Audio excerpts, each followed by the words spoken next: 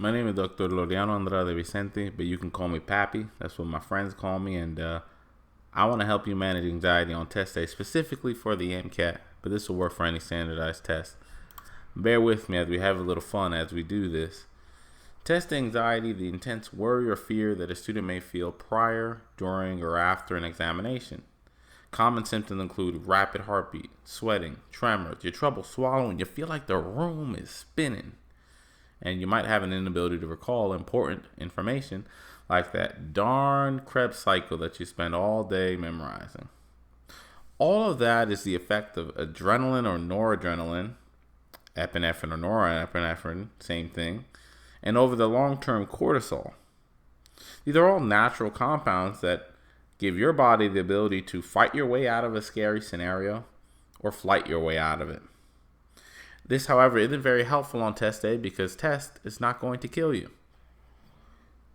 Let's stick with that definition for now, but I'm going to give you a better one later. Hell, you know what? I'm going to tell you it now. The problem is that we experience anxiety to both life-threatening stimuli, but also lifestyle-threatening stimuli. Like this test, you anticipated that it's going to prevent you from becoming a physician, prevent you from changing your lifestyle for the better. Well, unfortunately, the response only works for the life-threatening stimuli. So we're going to find ways to deal with this. Here's the theoretical framework. You get the stimulus, might be the test, for example.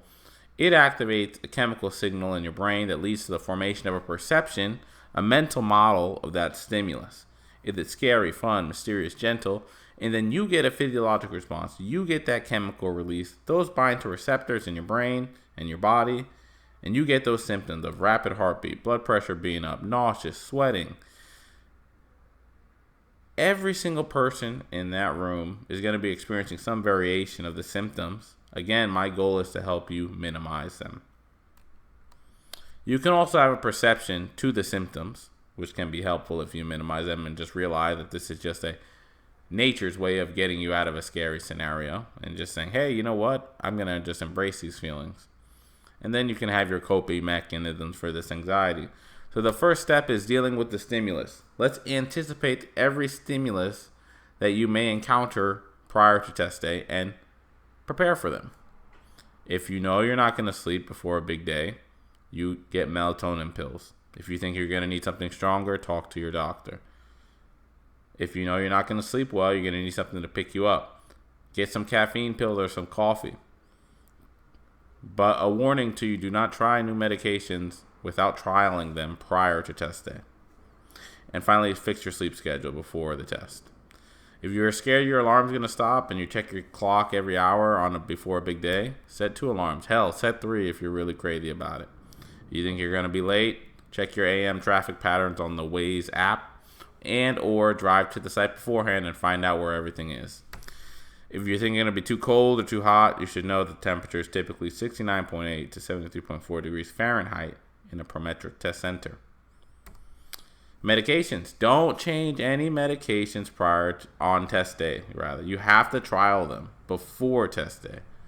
Definitely do not change the dose of caffeine or stimulant medications before test day. You've got to trial any medications for several days before changing the dose and discuss it with your physician first. Find out where all the bathrooms are if you think you're going to be worried about where the bathroom is. And know the details of the tests and when your breaks are to prevent anxiety related to that. Again, I will repeat, do not change your medication dosing for test day. The night before the test, you need to prep everything so you have nothing to worry about in the morning. You should shower the night before, put out what you're going to wear, have your breakfast prepared, put your car or house keys in your bag, have your lunch as well as any beverages prepared, and your prescription or oral over-the-counter medications prepared, as well as a government-issued ID within that bag. Everything in one pile in a bag, okay? For the MCAT, they're going to give you headphones or noise-canceling earplugs, a marker and a whiteboard to take notes during the test, and a desk and a computer. On the test day, for the MCAT, there's 4 sections. Each section is approximately 95 minutes. There's 59 questions in each section. and there's a 10-minute break between each section and a 30-minute lunch break after 2 sections. You can do whatever you want during a lunch break. You can even study if you wanted to. They don't care. There's no calculator on test day. There's no equation sheet. And you're given these things, which I mentioned on the last slide. And this is an image of the Prometric Test Center. You know, I realize that the way in which I'm speaking, I might be giving you anxiety. Relax. I just want to make sure I talk about this quickly so that the people who really want to leave and don't have the patience to listen to me talk for 15 minutes can get it in 7. Okay, so the perception. Here's the way in which we can manage anxiety, okay? Stress inoculation therapy. You numb yourself through repeated stressful scenarios. It involves 3 steps: the appraisal, the skill set, and then the application. Navy SEALs use this to keep their heart rate down while they're underwater, and they repeatedly push their bodies to the brink of death to optimize their bodily control. And, well, their mission is staying alive and completing X objective. Yours is taking this test and doing well on it. And the first step is appraisal. We know anxiety is just a physiologic response, a chemical response to the perception of life or lifestyle-threatening stimuli. Well, guys, this test is not going to kill you. It is not the only factor in deciding your future lifestyle. There are many more things that go into deciding whether or not someone becomes a physician, including your MCAT application, including your essays, including your extracurriculars like volunteering, shadowing. And finally, this test is repeatable.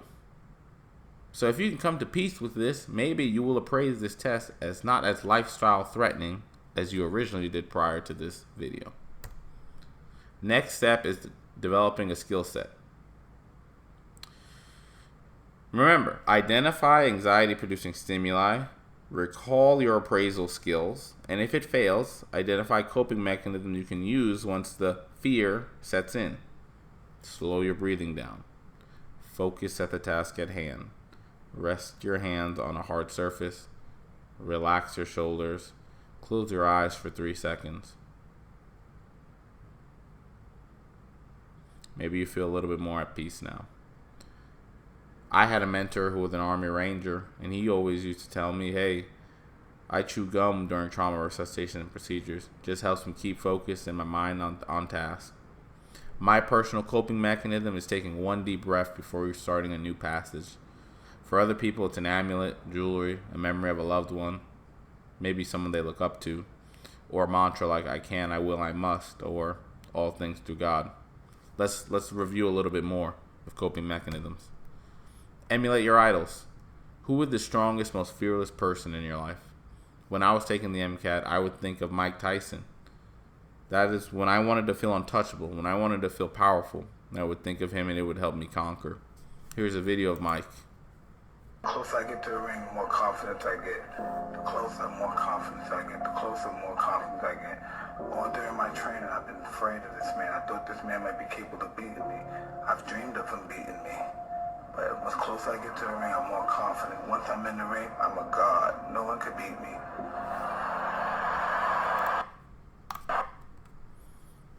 How about knowing you survived worse? Think about all the crazy things you've been through in your life. Being in a car crash, near a car crash, getting lost in the woods, getting bullied, getting taunted, getting broken bones, an embarrassing thing that happened at school. All of you are here today because you are survivors, and this test isn't going to be the test that takes you down. How about having a goal score and a target score? Sure, your goal score should be the highest possible score, but remember, you're not just taking this test to get into medical school in some obscure sense. Maybe you want the school that you really want to get into, and their average is a 505. Train to get a score far above that, but know that on test day, you should smile knowing all you need is a 504 or 505. Finally, prepare, guys. I recommend you study for 40 hours a week for 2 to 3 months. That means I want you to invest enough time into yourself in the same manner that if you were working for a company, you would invest into their company every week. Simple as that. Guys, the final step is application. You need to practice in stressful situations. Some colleges offer proctored practice exams to students to stress inoculate them. If this is available to you, use it. If not, try to get another group of pre-meds to stimulate actual MCAT test day at a library. If you don't prepare well enough and have to cancel your MCAT, maybe you can just sit down, take the test, and void it after just to get the experience and the stress inoculation of test day. In any case, if you know that you're going to have or experience a large level of anxiety on test day, you absolutely have to start stress inoculating yourself through practice exams in a proctored manner, and do it repeatedly, all while improving your coping skills and remembering your skill set and applying them.